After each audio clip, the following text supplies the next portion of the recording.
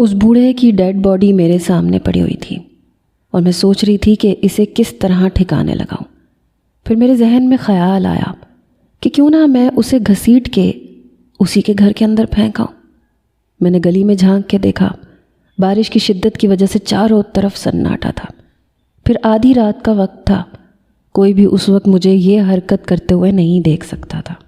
یہی سوچ کر میں نے اپنے 60 سالہ بوڑھے مالک مکان کو ہاتھوں سے پکڑ کے گھسیٹنا شروع کیا۔ وہ ایک بھاری جسامت کا آدمی تھا جو کہ اب مردہ تھا، اس لیے اس کا وزن اور بھی بڑھ چکا تھا۔ میں اسے بمشکل ذرا سا ہی گھسیٹ پائی تھی اور بری طرح سے ہانپ گئی تھی، اور مجھے لگ رہا تھا کہ یہ ہرگز بھی ممکن نہیں ہے کہ میں اس کی باڈی کو گھسیٹ کے اپنے دروازے سے باہر نکالوں اور پھر اس کے گھر کے اندر چھوڑ کے آؤں۔ میں دوبارہ سر پکڑ کے بیٹھ گئی۔ چاروں طرف خون ہی خون تھا، یہاں تک کہ میرے ہاتھ بھی خون میں رنگے ہوئے تھے۔ ایسے میں اس باڈی کو ٹھکانے لگانا میرے لیے سب سے مشکل کام تھا۔ میں کوئی پیشہ ور قاتل نہیں تھی، یہ قتل مجھ سے غلطی سے ہوا تھا اور اب اس کو چھپانا ناممکن ہو رہا تھا۔ ساتھ ہی میرے ہاتھ پاؤں بھی تھر تھر کانپ رہے تھے۔ اگر کسی کو خبر ہو جاتی کہ میں نے اپنے مالک مکان کا قتل کر دیا ہے تو نہ جانے کیا ہوتا۔ کچھ دیر سوچنے کے بعد مجھے خیال آیا کہ مجھے اس باڈی کو کسی گڑھے میں دفنا دینا چاہیے، لیکن میرے پورے گھر میں ایسی کوئی کچی جگہ نہیں تھی جہاں میں کھڈا کھود کے اس باڈی کو دفن کر سکتی۔ سمجھ میں نہیں آ رہا تھا کیا کروں کیا نہ کروں۔ پھر میں نے سوچا اگر میں اس کے ٹکڑے کر کے اسے کسی بوری میں بند کر کے کہیں پھینک دوں تو شاید اس طرح سے میرا جرم چھپ جائے۔ لیکن یہ سوچ آتے ہی مجھے خود اپنے آپ سے گھن آنے لگی۔ میں کیسے ایک انسان کے ٹکڑے کر سکتی تھی؟ میں نے تو کبھی گوشت کو بھی ہاتھ نہیں لگایا تھا۔ دھیرے دھیرے گھڑی کی ٹک ٹک بڑھتی جا رہی تھی، ساتھ ہی میرے دل کی دھڑکنیں بھی۔ مجھے صبح کا سورج طلوع ہونے سے پہلے کسی نہ کسی طرح اس معاملے کو انجام کو پہنچانا تھا۔ ہر اگلے پل کے ساتھ میری سانس سینے میں اٹکنے لگتی تھی، اور پھر میں گھبرا کر اپنے گھر سے باہر کی طرف بھاگی، کیونکہ اب اس باڈی کے ساتھ ایک ہی کمرے میں مزید رکنا میرے لیے ناممکن تھا۔ بغیر چپلوں کے، بغیر دوپٹے کے میں اپنے گھر سے باہر کی طرف دوڑی چلی آئی۔ بارش میں بھیگتی ہوئی میں بری طرح رو رہی تھی۔ رات کے 4 بج رہے تھے اور مجھے کچھ سمجھ نہیں آ رہا تھا۔ اور پھر میری نظر اس شدید برستی بارش میں کاشف پہ پڑی، جو نہ جانے کیوں اتنی رات کو گلی میں نکلا تھا۔ مجھے دیکھ کے وہ سیدھا میری طرف چلا آیا۔ مجھے لگا کہ اب تو میں بری پھنس گئی، اسے پتہ چل جائے گا کہ میں نے اپنے بوڑھے مالک مکان کا قتل کیا ہے تو وہ سیدھا پولیس کو انفارم کرے گا۔ وہ تیز تیز قدم اٹھاتا میرے نزدیک آ گیا۔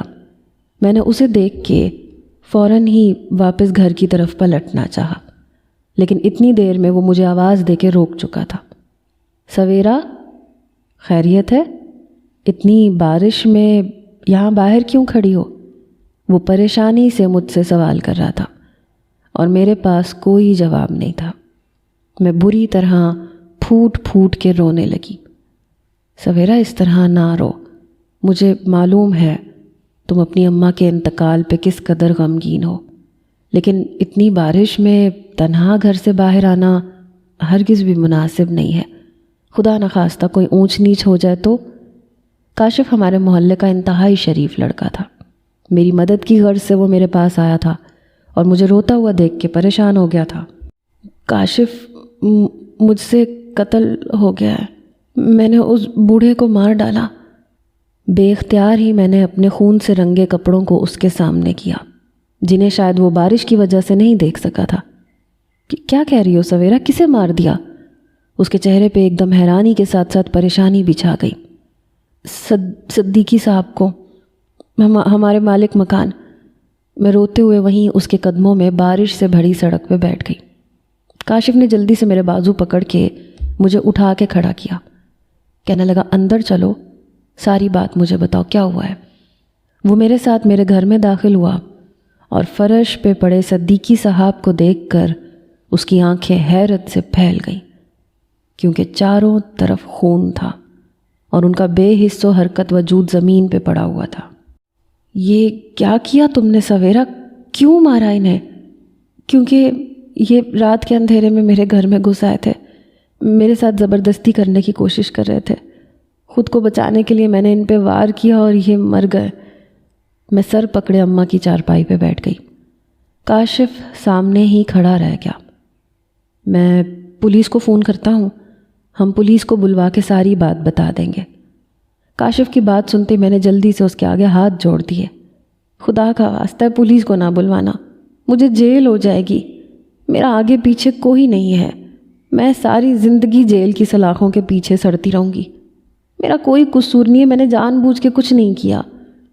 میں نے کاشف سے منت کی تو وہ چپ ہو گیا۔ پھر کچھ دیر بعد بولا، تو اس باڈی کا کیا کرنا ہے؟ صبح تک ایسے تو نہیں رہ سکتی ہو تم، صبح بارش بھی رک جائے گی، محلے والوں کو بھی خبر ہونا شروع ہو جائے گی، پھر کیا کرو گی؟ ہمیں صبح سے پہلے کچھ کرنا ہوگا۔ کیا تم میرا ساتھ دو گے کاشف؟ کاشف نے ایک نظر میرے بے بس چہرے پہ ڈالی، کہنے لگا چلو بتاؤ کیا کرنا ہے۔ میں حیران ہو گئی کہ وہ میرا ساتھ دینے کے لیے راضی تھا۔ مجھے خود نہیں معلوم کاشف کہ کیا کرنا ہے، تم ہی کچھ سوچو۔ وہ میرے برابر میں ہی چارپائی پہ بیٹھ گیا، کہنے لگا آج میں گھر پہ اکیلا تھا، میرے گھر والے دوسرے شہر گئے ہوئے ہیں، اس لیے مجھے نیند نہیں آ رہی تھی اور میرا بارش میں بھیگنے کا دل چاہ رہا تھا۔ میں گھر سے باہر نکل آیا، سوچا نہیں تھا کہ تم مجھے اس مصیبت میں پھنسی ہوئی مل جاؤ گی۔ میں سوچتا ہوں اس بوڑھے کا کیا کرنا ہے، اگر کوئی بوری ہے تو لے کے آؤ، ہم دونوں مل کے اسے بوری میں ڈالتے ہیں، پھر کہیں دور پھینک آئیں گے۔ کاشف کی بات سن کے میں فوراً اسٹور میں بھاگی، جہاں اماں نے ایک بوری کے اندر کافی سارے پرانے کپڑے جمع کر رکھے تھے۔ میں نے جلدی سے وہ کپڑے اسٹور کے فرش پہ پھینکے اور بوری لے کے کاشف کے پاس چلی آئی۔ چلو اب اس بوری کو پکڑو تاکہ میں اس بوڑھے کو کسی طرح اس کے اندر بند کروں۔ پھر کاشف نے بڑی محنت اور کوشش کے بعد آدھے گھنٹے میں صدیقی صاحب کو اس بوری کے اندر بند کر دیا اور بوری کا منہ باندھ دیا۔ اب تم یہیں بیٹھو، میں اپنی گاڑی نکال کے لاتا ہوں، اسے گاڑی میں ڈال کے کسی نالے میں پھینک دیں گے۔ کاشف نے بالکل بے خوف ہو کے یہ بات کہی تھی اور میرے رونگٹے کھڑے ہو گئے تھے۔ ہم کیسے اسے لے جا کے پھینکیں گے؟ اگر کسی نے دیکھ لیا تو؟ کسی کو خبر ہو گئی تو؟ پاگل ہو گئی ہو کیا سویرا؟ اسے گھر میں رکھ کے بیٹھو گی تو سب کو پتہ چل جائے گا، کہیں دور پھینک کے آئیں گے، کسی کو کانوں کان خبر نہیں ہوگی۔ تھوڑا آگے جا کے ایک تیز نالا ہے جو اسے بہا کے لے جائے گا اور یہ اپنی گندی نیت کے ساتھ اسی گندے پانی میں بہہ جائے گا۔ کاشف مجھے وہیں چارپائی پہ بٹھا کے خود گاڑی لینے کے لیے چلا گیا، اور میں سوچ رہی تھی کہ کاشف کتنا اچھا اور رحم دل ہے جو میری اتنی مدد کرنے کو راضی ہو گیا، جبکہ ایک لاش کو ٹھکانے لگانا کوئی معمولی بات تو نہیں تھی۔ پھر تھوڑی دیر بعد کاشف کی گاڑی کی آواز سنائی دی۔ اس کے پاس ایک چھوٹی سی گاڑی تھی، اس نے میرے ساتھ مل کے باڈی کو اٹھایا اور گاڑی کی ڈگی میں ڈال دیا، پھر مجھے ساتھ بٹھا کے اس گندے نالے پہ لے گیا۔ ہم دونوں نے مل کے بوڑھے مالک مکان کو اس نالے کے پانی میں بہا دیا۔ واپسی پہ کاشف مجھے میرے گھر لے کے آیا، اس نے میرے ساتھ مل کے ساری صفائی کروائی، جہاں جہاں خون کے دھبے تھے وہ سب ہم دونوں نے مل کے دھو دیے۔ بارش کی وجہ سے ویسے بھی کافی کچھ صاف ہو چکا تھا۔ پھر اس نے میرا لباس تبدیل کروایا، اسے جلا کے راکھ کر دیا۔ آہستہ آہستہ ہم نے سارے ثبوت مٹا دیے۔ پھر کاشف نے مجھے اماں کی چارپائی پہ بٹھایا، کہنے لگا دیکھو سویرا، کوئی بھی تم سے کچھ بھی پوچھے تم صاف کہہ دینا کہ تمہیں کوئی خبر نہیں، تم اور میں نہ صدیقی صاحب کے حوالے سے کچھ جانتے ہیں نہ ہمیں کوئی علم ہے۔ کسی کے سوالوں کا جواب مت دینا، کیونکہ میں نے تمہاری مدد کی ہے، اس لیے میں بھی تمہارے ساتھ ساتھ پھنس جاؤں گا۔ سمجھ رہی ہو نا میری بات؟ میں نے فوراً ہاں میں سر ہلایا۔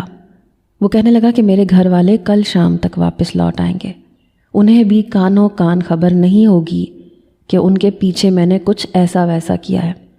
میں اپنی گاڑی بھی دھو دھلا کے صاف کر دوں گا، بس تم اپنی زبان مت کھولنا۔ مجھے سمجھا کہ وہ اپنے گھر چلا گیا۔ باقی کی رات میں نے ڈرے سہمے انداز میں گزار دی۔ اگلی صبح بارش رک گئی تھی، سورج طلوع ہو گیا تھا، سب کی زندگیاں معمول پہ آ گئی تھیں۔ ایک میں ہی تھی جو ابھی بھی خاموشی سے اسی چارپائی پہ بیٹھی ہوئی تھی۔ اماں کے جانے کا غم تو ایک الگ تھا، لیکن ایک جیتے جاگتے انسان کا قتل کرنے کے بعد نہ میرے دل کو سکون آ رہا تھا، نہ میرا ضمیر مطمئن تھا۔ میں ایک عجیب سی بے چینی کا شکار تھی۔ پھر ایسے ہی سارا دن گزر گیا۔ شام کے وقت میرے گھر کا دروازہ بجا۔ پڑوس والے نسیم صاحب تھے۔ کہنے لگے، بیٹی صدیقی صاحب کے بارے میں کچھ خبر ہے کیا؟ ان کے گھر کا دروازہ بھی کھلا ہوا ہے اور اندر بھی کوئی نہیں ہے۔ میں نے سب جگہ ڈھونڈ لیا ہے لیکن وہ کہیں نہیں ہے۔ نسیم صاحب اور صدیقی صاحب آپس میں دوست تھے۔ اکثر شام کو وہ مل کے بیٹھا کرتے تھے۔ نسیم صاحب کو دروازے پہ دیکھ کے اور ان کا سوال سن کے میرے حلق میں گولا سا اٹکا۔ نہیں انکل، میں نے تو صدیقی صاحب کو نہیں دیکھا۔ میں تو خود اپنی اماں کے انتقال پہ ابھی تک غم میں ڈوبی ہوئی ہوں۔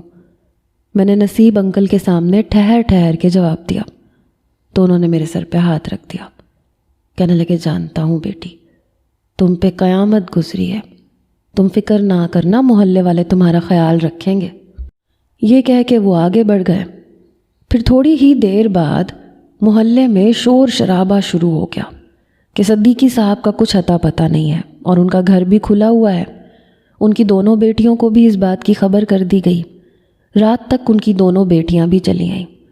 محلے میں ایک عجیب سا ہنگامہ برپا ہو گیا اور میں خاموشی سے گھر کا دروازہ بند کیے اماں کی چارپائی پہ سکڑ کے بیٹھی ہوئی تھی۔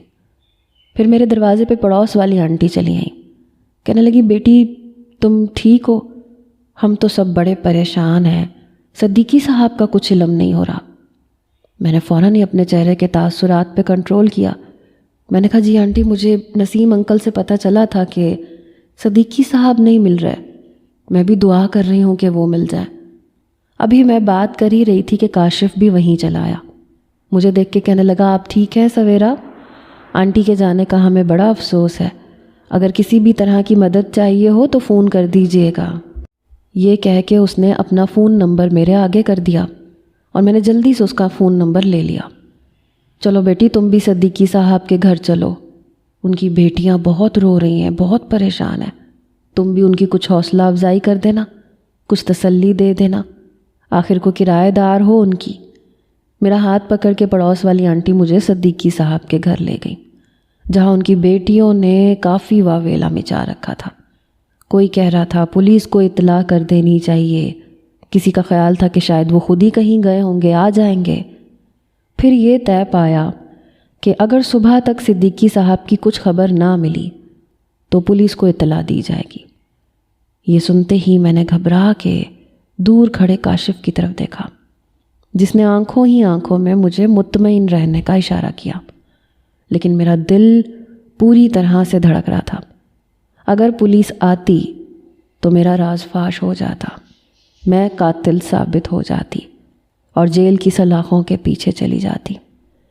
تقریباً ساری ہی گلی اس وقت صدیقی صاحب کے گھر کے باہر موجود تھی، لیکن صدیقی صاحب کا کوئی پتہ نہ چلا۔ اور پھر اگلی صبح پولیس کو بلوا لیا گیا۔ پولیس نے آ کے سارے گلی والوں سے سوال جواب شروع کر دیے، لیکن میں خاموشی سے کونے میں بیٹھی رہی۔ پولیس والوں کو بتایا گیا کہ میری ماں کا انتقال ہوا ہے، اس لیے میری ذہنی حالت ٹھیک نہیں ہے، اسی لیے پولیس والوں نے مجھ سے زیادہ سوال جواب نہیں کیے۔ بارش کی وجہ سے CCTV کیمرے بھی کام نہیں کر رہے تھے، اس لیے کسی کے پاس کوئی فوٹیجز بھی نہیں تھی۔ پھر یوں ہی 2 دن ایسے ہی گزر گئے۔ صدیقی صاحب کی کوئی خبر نہ ملی، نہ ہی پولیس کسی نتیجے پہ پہنچ سکی۔ ان کی بیٹیوں نے ان کے گھر کو تالا لگایا اور روتے دھوتے واپس اپنے سسرال چلی گئیں۔ ان کا بیٹا امریکہ میں تھا، اس کے واپس آنے میں ابھی وقت تھا، اس لیے صدیقی صاحب کا گھر ویران ہو گیا اور میری زندگی میں سکون آ گیا۔ میں نے کاشف کو فون کر کے اس کا شکریہ ادا کیا، پھر زندگی کی گاڑی کو آگے بڑھانے کے لیے گلی کے ہی کچھ گھروں میں کام کاج شروع کر دیا۔ 1 ہفتہ بہت تیزی سے گزرا اور پھر 1 ہفتے کے بعد میرے ہوش اڑ گئے، کیونکہ صدیقی صاحب کا بیٹا شاہ نواز امریکہ سے واپس لوٹ آیا تھا، اور آتے ہی اس نے اپنے تعلقات استعمال کرتے ہوئے SHO کے ذریعے اپنے باپ کی تلاش شروع کروا دی تھی۔ جو معاملہ پچھلے 2-4 دن میں دب گیا تھا وہ ایک بار پھر لوگوں کی زبانوں پہ آ گیا۔ شاہ نواز نے بہت ہنگامہ کھڑا کر رکھا تھا، گلی محلے والوں سے طرح طرح کے سوال جواب کرنا، اپنے باپ کے بارے میں پوچھنا۔ میں مستقل گھبراہٹ کا شکار تھی۔ پھر کاشف کو میں نے فون کیا تو اس نے مجھے تسلی دی، کہنے لگا شاہ نواز کو جتنے ہاتھ پاؤں مارنے ہیں مارنے دو، یہ کچھ عرصے کے لیے آیا ہے، یہ دوبارہ واپس چلا جائے گا، کیونکہ پردیس میں اس کی پڑھائی چل رہی ہے، اور 1 ہفتے میں تو صدیقی صاحب کی ڈیڈ باڈی گل کے خراب ہو چکی ہوگی۔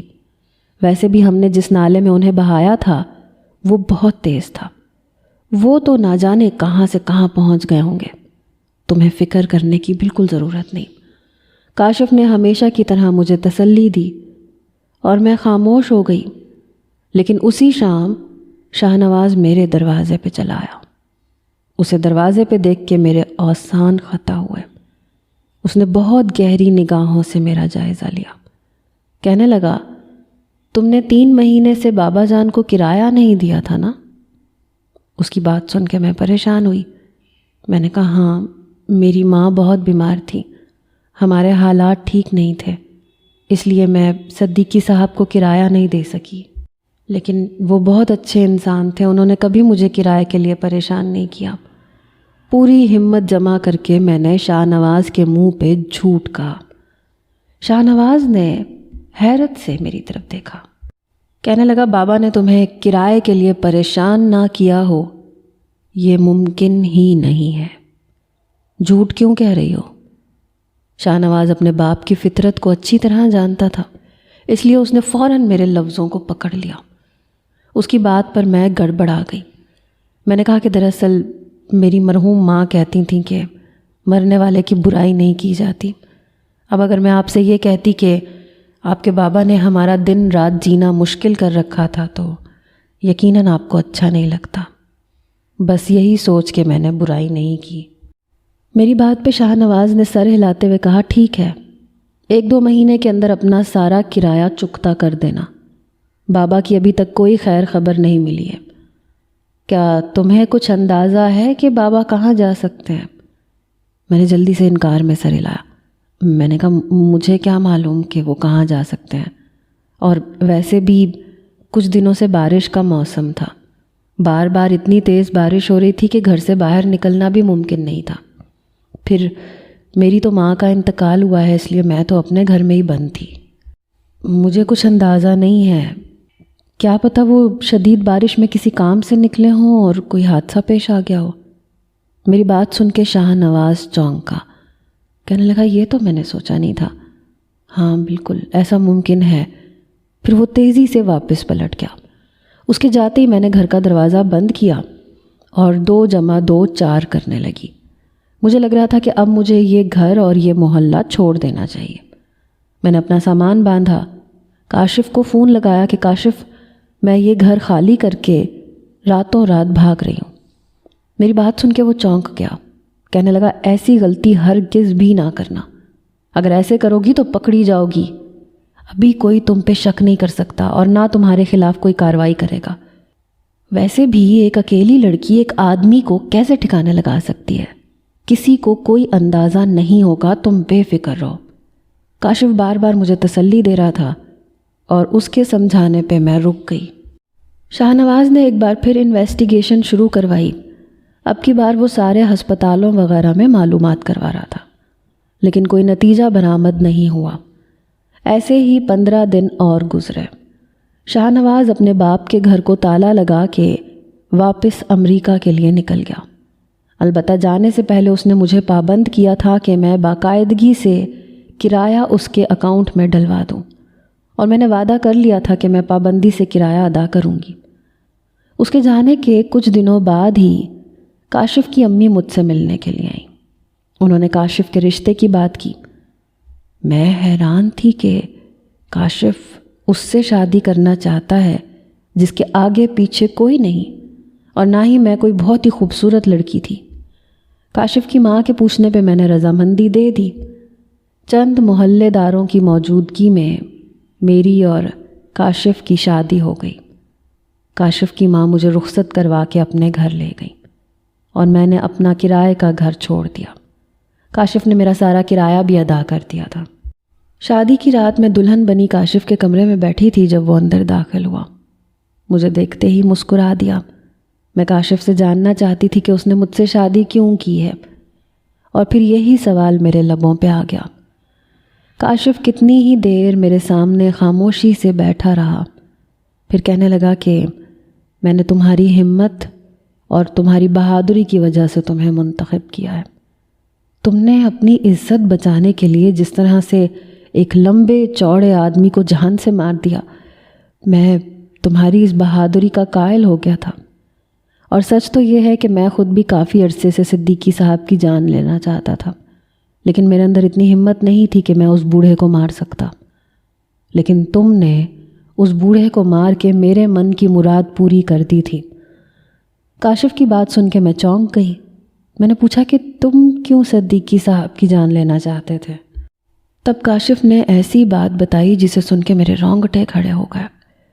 کاشف نے بتایا کہ صدیقی صاحب نے کچھ سال پہلے اس کی چھوٹی بہن کے ساتھ بھی بالکل ایسے ہی زیادتی کی تھی، جس کی وجہ سے اس کی چھوٹی بہن کا ذہنی توازن بگڑ گیا تھا، لیکن وہ لوگ اپنی عزت بچانے کی خاطر خاموش رہے اور کبھی کسی کو یہ بات نہ بتا سکے کہ صدیقی صاحب کا کردار کیسا ہے۔ محلے میں صدیقی صاحب کی بہت زیادہ عزت تھی کیونکہ وہ پیسے والے تھے، اس لیے ان کے خلاف آواز اٹھانا بھی مشکل تھا۔ کاشف کے والد نے اس بارے میں محلے والوں کو آگاہ کرنے کی کوشش کی تو محلے والوں نے الٹا انہیں ہی ذلیل کیا۔ اسی وجہ سے وہ لوگ خاموش ہو گئے، اور پھر تب سے ہی کاشف کے دل میں صدیقی صاحب کے خلاف نفرت بھر گئی۔ کاشف کا بس چلتا تو وہ بہت پہلے ان کی جان لے چکا ہوتا، لیکن اس میں اتنی ہمت نہیں تھی۔ اور پھر اس رات جب وہ بارش میں باہر نکلا اور اسے پتہ چلا کہ میں نے صدیقی صاحب کی جان لی ہے، تو اس نے نہ صرف میری مدد کی بلکہ میرے گناہ پہ پردہ بھی ڈالا اور ہمیشہ کے لیے مجھے عزت کی زندگی دینے کا فیصلہ بھی کیا۔ پھر کاشف نے میرا ہاتھ پکڑا، مجھے اپنی بہن کے کمرے میں لے گیا، اور یہ دیکھ کے میں حیران رہ گئی کہ اس کی 16 سالہ بہن پوری طرح اپنا ذہنی توازن کھو چکی تھی۔ وہ بری طرح چیخ چلا رہی تھی، ہر کسی کو مارنے کی کوشش کرتی تھی۔ کاشف نے بتایا کہ یہ سب کچھ صدیقی صاحب کی وجہ سے ہی ہوا ہے، اور وہ ایسا ہی اختتام ڈیزرو کرتے تھے۔ کاشف نے میرا ہاتھ پکڑ کے مجھے ایک نئی زندگی میں داخل کروایا، اور ہم دونوں محبت کے راستے پہ چل پڑے۔ کاشف نے نہ صرف میرا خیال رکھا بلکہ میری عزت کی حفاظت بھی کی اور میرے گناہوں پہ پردہ بھی ڈالا۔ محلے والے صدیقی صاحب کو تلاش کرتے رہ گئے، لیکن کسی کو کبھی خبر نہ ہو سکی کہ صدیقی صاحب کہاں چلے گئے یا راتوں رات ان کے ساتھ کیا ہوا۔ کبھی کبھی میں راتوں کو خوف زدہ ہو کے اٹھ جاتی ہوں تو کاشف فوراً مجھے اپنی باہوں کا سہارا دیتے ہیں، اور ان کی تسلی سے میرا دل مطمئن ہو جاتا ہے۔ کبھی کبھی مجھے یہ خوف بھی ستاتا ہے کہ کہیں میرا سچ کھل نہ جائے، کہیں صدیقی صاحب واپس نہ لوٹ آئیں، کہیں ان کے گھر والوں کو علم نہ ہو جائے کہ ان کا قتل میں نے کیا ہے۔ لیکن کئی مہینے گزر گئے اور کسی کو کچھ خبر نہ ہوئی۔ میں امید سے ہو گئی، میری زندگی میں خوشیوں کے نئے رنگ بھر گئے۔ پھر پورے 9 مہینے بعد میری گود میں خوبصورت سی بیٹی آ گئی۔ اپنی بیٹی کو دیکھ کے میں آنسو بہانے لگی، مجھے اپنی مرحوم اماں کی یاد آنے لگی۔ کاشف نے ہماری بیٹی کو گود میں لیا اور آہستگی سے کہنے لگے، میں تم سے اور اپنی اس ننھی سی پری سے وعدہ کرتا ہوں، کبھی بھی تم دونوں پہ صدیقی صاحب جیسے کسی انسان کا سایہ نہیں پڑنے دوں گا۔ کاشف کی بات سن کے میری آنکھوں میں خوشی کے آنسو آ گئے تھے۔ میں نے کاشف کے کندھے پہ اپنا سر ٹکا دیا۔ میں بہت خوش قسمت تھی جو مجھے صحیح وقت پہ ایک اچھا انسان مل گیا تھا، جس نے نہ صرف میری مدد کی تھی بلکہ ساری زندگی کے لیے میرے دکھ سکھ بانٹ لیے تھے۔ ورنہ اس دنیا میں صدیقی صاحب جیسے لوگوں کی کوئی کمی نہیں ہے جو دوسروں کا فائدہ اٹھانے سے نہیں چوکتے۔ وہ میرے والد کی عمر کے تھے، چاہتے تو مشکل وقت میں میری مدد کرتے، میرے کام آتے، لیکن انہوں نے میری تنہائی کا فائدہ اٹھانے کی کوشش کی، جس کا انجام ان کی موت کی صورت میں انہیں بھگتنا پڑا۔ آج بھی صدیقی صاحب کے گھر پہ تالا لگا ہے۔ ان کا بیٹا اب امریکہ میں ہی مقیم ہے، بیٹیوں نے یہاں آنا چھوڑ دیا ہے، ان کا کرائے کا گھر بھی خالی پڑا ہے۔ کبھی کبھی میں اس گھر کے آگے سے گزرتی ہوں تو ماضی کی تلخ یادیں میرے رونگٹے کھڑے کر دیتی ہیں، لیکن پھر میں کاشف کی طرف دیکھتی ہوں تو مجھے زندگی جینے کے لیے ایک نیا حوصلہ اور ایک نیا مقصد مل جاتا ہے۔